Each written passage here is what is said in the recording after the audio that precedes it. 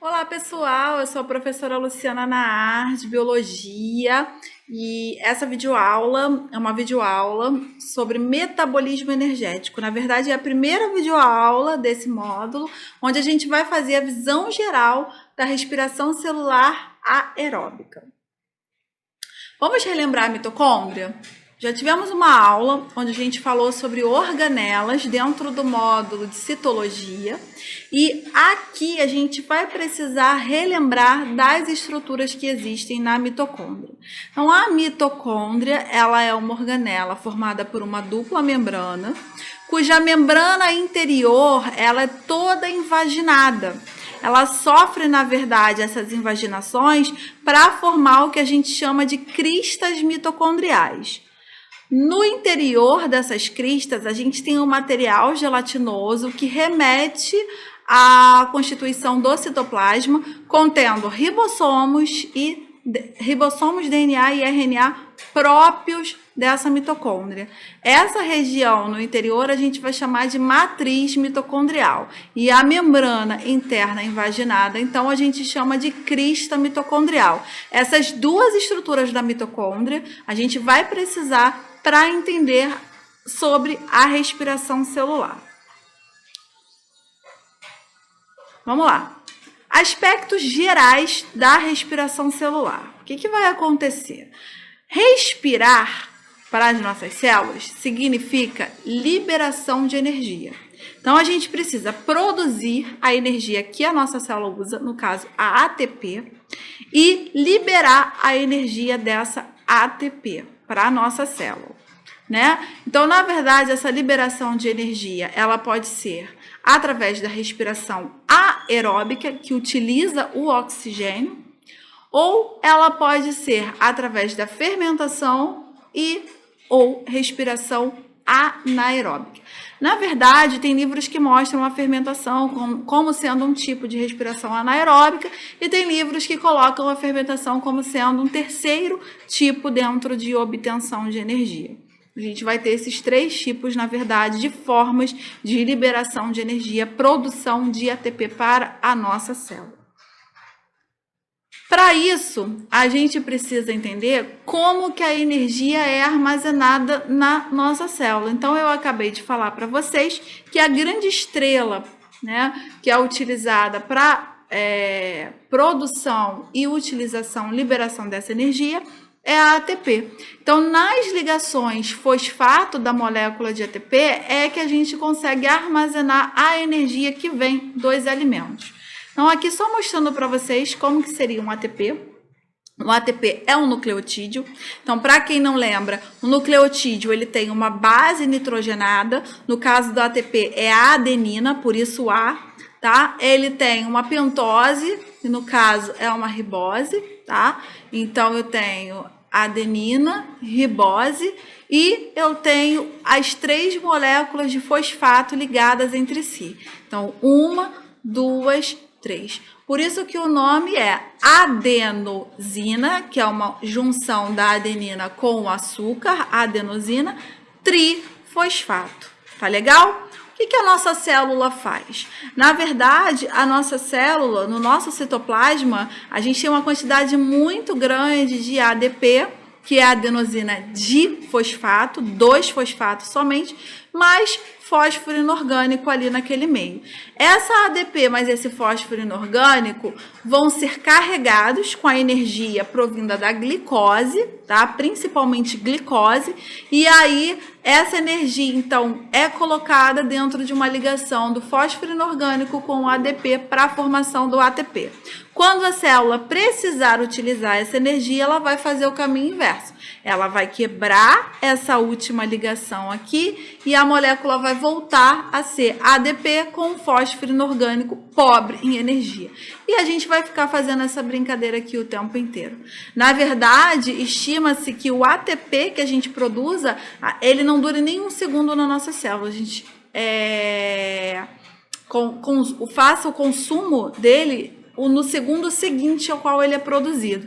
E dizem, né, estima-se que a gente produza 22 vezes mais o nosso peso em quilos de ATP durante um dia. Etapas da nossa respiração aeróbica. A respiração aeróbica, ela não pode acontecer toda de uma vez. A gente não pode pegar a molécula de glicose por si só e tirar toda a energia dela. Por quê? Porque a molécula de glicose, ela é altamente energética. Se a gente fizesse isso a partir da oxidação da molécula, que é o que acontece na respiração aeróbica, a respiração aeróbica nada mais é do que a oxidação da molécula de glicose, a quebra da molécula de glicose pela reação com o oxigênio. Então, se a gente fizesse isso, seria uma combustão, seria uma reação de combustão. Ela liberaria muita energia, e essa energia sendo liberada toda ao mesmo tempo, levaria a uma liberação de calor muito alta, e isso poderia gerar uma explosão. Então, na verdade, a gente vai fazendo a retirada da energia da molécula de glicose aos poucos. A gente tem 3 etapas para isso, então. A primeira é a glicólise, que acontece no citosol da nossa célula, ou seja, a gente não precisa de mitocôndria para ela acontecer, ela acontece do lado de fora, tá? A segunda etapa é o ciclo de Krebs, que acontece na matriz mitocondrial. Matriz mitocondrial eu expliquei para vocês no início da aula, que é aquela parte gelatinosa que remete ao nosso citoplasma que existe, né, dentro da mitocôndria. E a terceira fase, a terceira etapa dessa respiração aeróbica, que seria a cadeia respiratória ou cadeia fosforilativa, que acontece na crista mitocondrial, que é aquela membrana que sofre as invaginações. Então, a energia da molécula de glicose, ela vai sendo tirada pouco a pouco nessas diferentes etapas. Para que a gente entre de fato a fundo na funcionalidade, na fisiologia dessas 3 etapas, a gente precisa ser apresentados ao NAD e ao FAD. O NAD e o FAD são coenzimas que vão ajudar, que vão nos auxiliar no transporte de elétrons ao longo de todo o processo da respiração aeróbica. O que acontece? O que é a respiração aeróbica de fato? É a quebra da molécula de glicose, né? Essa é a verdade. A molécula vai sendo oxidada, vai sendo quebrada e a energia que existe nas ligações químicas entre as moléculas de carbono, elas vão sendo retiradas pouco a pouco. Beleza.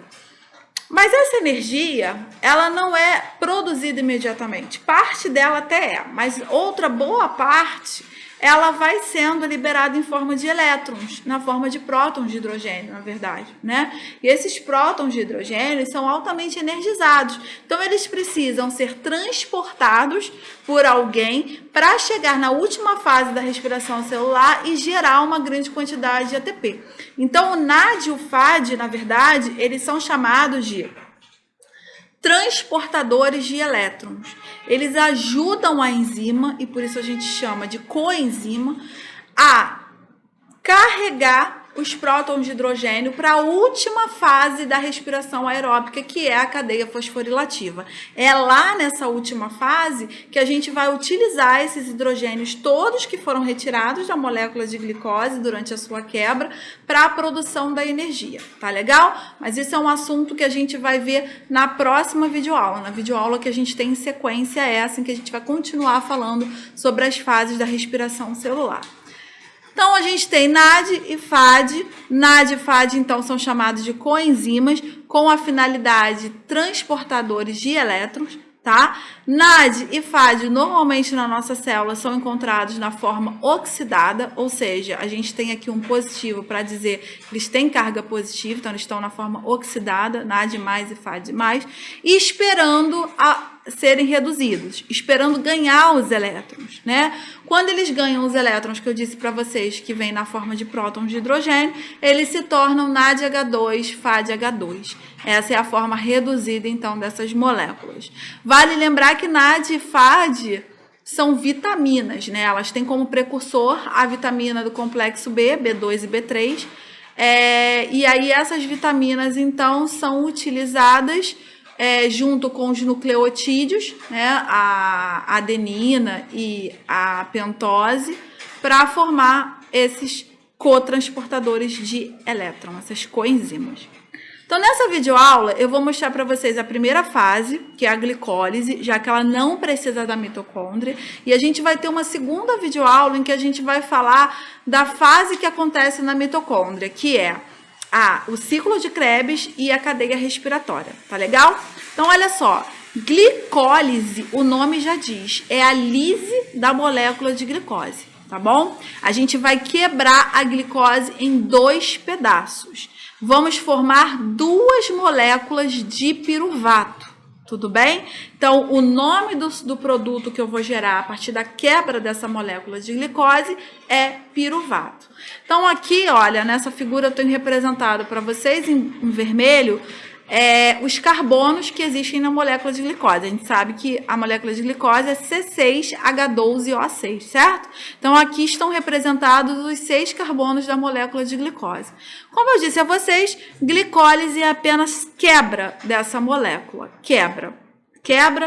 Então, quebrei ao meio, ficou 3 carbonos nessa molécula, 3 carbonos nessa molécula. Porém, galera, a quebra espontânea da molécula de glicose ela só pode acontecer se houver a desidrogenação ou a descarboxilação. Ou eu vou tirar hidrogênio ou eu vou tirar carboxila. No caso dessa primeira fase, a gente vai tirar o hidrogênio, tá legal? Então, eu vou retirar um hidrogênio de uma molécula, o hidrogênio da outra molécula, para formar essas 2 moléculas. E aí, eu vou precisar de alguém para carregar esse hidrogênio. Lembra que eu falei para vocês?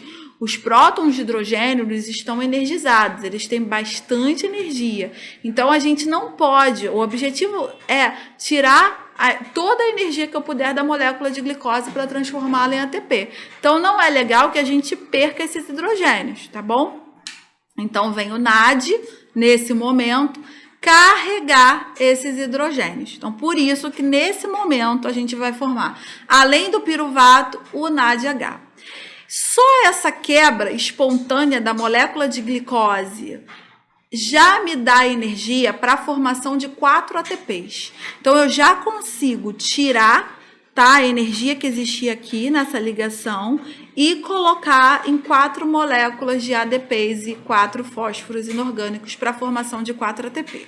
O problema é que a gente também utiliza energia para quebrar a molécula, né? Ela não quebra espontaneamente sem gasto de energia, ela precisa utilizar energia. Então, a gente fala que ela usa 2 moléculas de ATPs. Como ela usa 2 e produz 4, a gente diz que o produto final da fase de glicólise é a produção de 2 ATPs. Tá legal?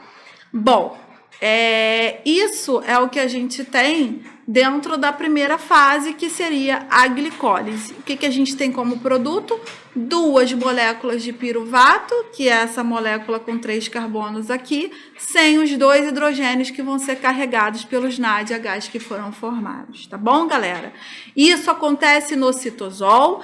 Eu não precisei ainda nem do oxigênio e nem da mitocôndria, tá bom? É a primeira fase. Assiste comigo a próxima videoaula para a gente entender o ciclo de Krebs e a cadeia respiratória e concluir essa fase de respiração aeróbica. Obrigada pela atenção.